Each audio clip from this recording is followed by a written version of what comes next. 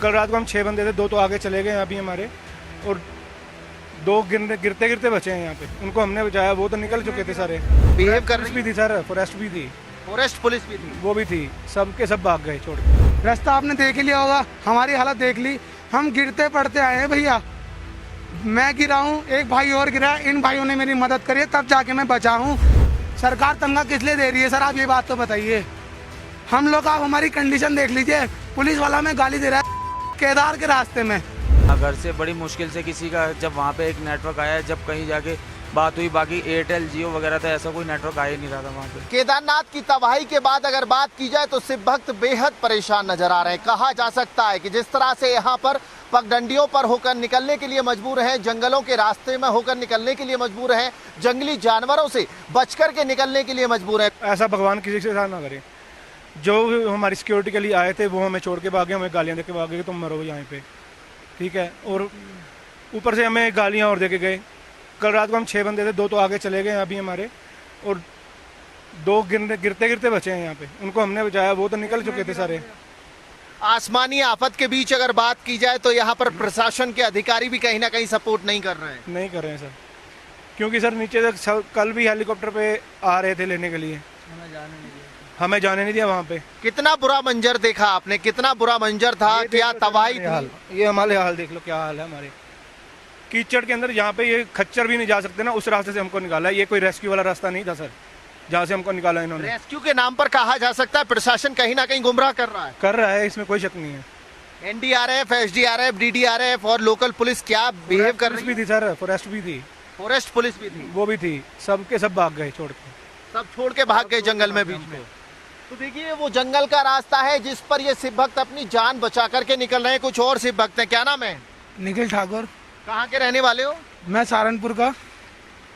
भाई क्या तबाही का मंजर देखा है, आंखों में से आंसू निकल रहे हैं तबाही के मंजर को देखने के बाद। हम लोग सुबह 11 बजे चले थे भैया। सीओ साहब ने मैं बोला तुम्हारे साथ 5 एनडीआरएफ जाएगी, आरएस क्या बोलते हैं वो भी जाएगी, 4 बंदे, 3 कांस्टेबल जाएंगे, 2 तुम्हारे फॉरेस्ट के बंदे जाएंगे, 1 तुम्हारा गाइड जाएगा। 100 बंदों के बीच में आप खुद बताइए गाइड चल पाएगा? रास्ता आपने देख ही लिया होगा, हमारी हालत देख ली। हम गिरते पड़ते आए हैं भैया। मैं गिरा हूँ, एक भाई और गिरा, इन भाइयों ने मेरी मदद करी है, तब जाके मैं बचा हूँ, इसलिए हम लेट हुए हैं। प्रशासन को हमारे टैक्स से सैलरी आती है, आपकी हमारी टैक्स से तो तनख्वाह आती है, उनकी क्या जिम्मेदारी है वो? देखिए तबाही के मंजर को लेकर के बताइए। सैलरी आपके टैक्स से जाती है ये बात ठीक है, लेकिन तबाही का मंजर क्या था, कैसे जान बचाई? सर प्रशासन का क्या काम है, हमारी सेवा ही तो करना है। अगर हम उस चीज में होते तो हम ना करते क्या, कोई फंसता। सरकार तनख्वाह किस लिए दे रही है सर, आप ये बात तो बताइए। हम लोग, आप हमारी कंडीशन देख लीजिए। पुलिस वाला हमें गाली दे रहा है बहनचोद केदार के रास्ते में, आप ये तो बताइए। लोकल पुलिस को लेकर के लोगों का गुस्सा है, गाली गलौज की जा रही है और उनसे भक्तों को परेशान किया जा रहा है। क्या नाम है? सत्यम। सत्यम, कहाँ के रहने वाले हो? दिल्ली। दिल्ली के रहने वाले हो। किस तरह से मौत के मंजर को पार किया इस जंगल के रास्ते से? बड़ी मुश्किलों से पार किया है, ये बहुत दिक्कतें पड़ी है हमें, और हमारे भाई की भी रास्ते में तबीयत खराब हो गई थी, इनको हम लेके आए हैं। बहुत दिक्कतों से पार किया। मौत का मंजर देखा आपने, किस तरह से बादल फट रहे हैं, पत्थर गिर रहे हैं, पहाड़ गिर रहे हैं, देखा आपने? बिल्कुल बिल्कुल। क्या कंडीशन थी वहाँ पर? बहुत बुरी कंडीशन थी सभी। घर से संपर्क टूट चुका है। हाँ, घर से बड़ी मुश्किल से किसी का जब वहाँ पे एक नेटवर्क आया, जब कहीं जाके बात हुई, बाकी एयरटेल जियो वगैरह था, ऐसा कोई नेटवर्क आया ही नहीं रहा था वहाँ पे। नेटवर्क नहीं आ रहे हैं, इसलिए बड़ी दिक्कत हो रही है। बड़ी दिक्कत, बड़ी प्रॉब्लम हुई। प्रशासन को लेकर के आपके सहयोगी बता रहे हैं काफी तकलीफ कर रहा है प्रशासन। सर हमें प्रशासन की तरफ से, वहाँ हम जहाँ से हमारी चढ़ाई स्टार्ट हो रही थी, सामने हेलीपैड चल रहा था भीमबली का, तो इन प्रशासन वालों ने क्या करा, वहाँ से वो एसडीआरएफ की टीम थी वो, अब इन्होंने क्या करा, प्रशासन वाले हमें दूर से हाथ दे के ऐसे बुला रहे हैं। अब इन्होंने क्या करा, ये कह रहे नहीं अभी कोई नहीं जाएगा, जिसका नाम है लिस्ट में वो नहीं जाएगा, अभी ऐसे नहीं जा पाएगा वहाँ पे। फिर वो बुलाए, अब ये 2 एसडीआरएफ के जवान वहाँ से यहाँ से गए हमारे पास से, और उन लोगों को बुला लिया पास में अपने। इन्होंने पता नहीं उनसे कैसी बात करी, उन लोगों ने बोल दिया आप जाओ, अपने हिसाब से जाओ, अपने हिसाब से जाओ। इस जंगल के रास्ते में जंगली जानवर बहुत परेशान कर रहे हैं शिव भक्तों को। हाँ जी, जंगली जानवरों का बहुत खतरा है इसमें। जंगली जानवरों से जान बचा करके निकल रहे हैं, अभी भी वो उम्मीद नहीं है कि सुरक्षित घर तक पहुँच पाएंगे। बस सही बात है जी।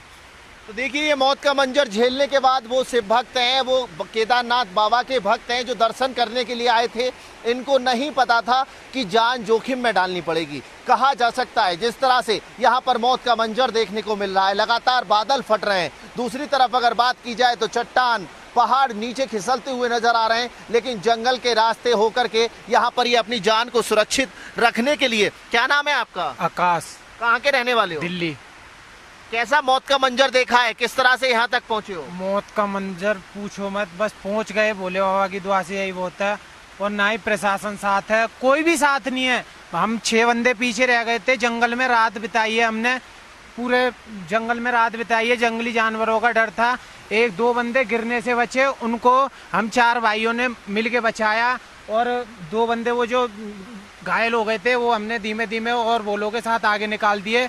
और ना ही कोई सुविधा है, कुछ नहीं है, ना ही प्रशासन कुछ कर रहा है। कल हम सरकार और मुख्यमंत्री कह रहे हैं रेस्क्यू चल रहा है, बहुत अच्छी व्यवस्था है, लेकिन हकीकत क्या है, क्या झेलना पड़ रहा कोई है? रेस्क्यू नहीं है, कोई व्यवस्था नहीं है। हम वहाँ पे फंस गए तो हमसे ये एनडीआरएफ वाले बोल रहे हैं तुम चलो जल्दी, नहीं तो तुम्हें यहाँ से फेंक देंगे। गालियां दे रहे हैं हमें रास्ते में। और थोड़े बहुत बोले जो भी थे तो उनको कहीं ना कहीं ये डर सता रहा है कि एनडीआरएफ की टीम ही ना नीचे फेंक दे, मौत के घाट ना उतार दे। हाँ जी, बिल्कुल बिल्कुल, गालियां भी दे रहे थे हमको ऊपर कि चलो जल्दी चलो, लेकिन हमसे चला ही नहीं जा रहा था, इतना बेकार रास्ता है। और हमने 6 बंदों ने जंगल में एक जगह आग जला के थोड़ी सी, और वहाँ पे पूरी रात बिताई 6 भोलों ने। और वहाँ पे हमारे लिए कोई भी नहीं था, कोई नहीं था। देखिए, तबाही की गवाही ये वो लोग दे रहे हैं जो इस मंजर को पार करके आए हैं, अपनी जान को सुरक्षित रखने के लिए जंगल में पूरी रात आग के सहारे बिताई है। अभी तक की बात की जाए, अभी काफी लंबा सफर तय करना है। और इन पत्थरों की बात की जाए, इस पगडंडी की बात की जाए, जिस डंडे के सहारे हम चल रहे हैं उसी डंडे के सहारे ये चल रहे हैं। कहा जा सकता है कि यहाँ पर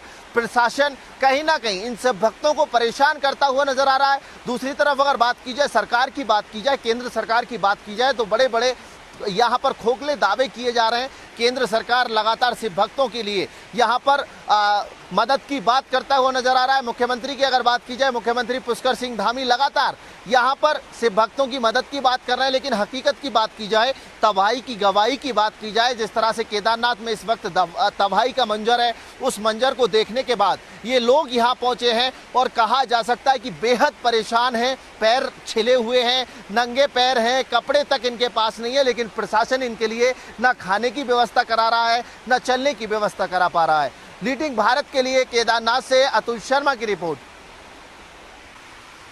परिवार है आपका? कौन कौन है परिवार में?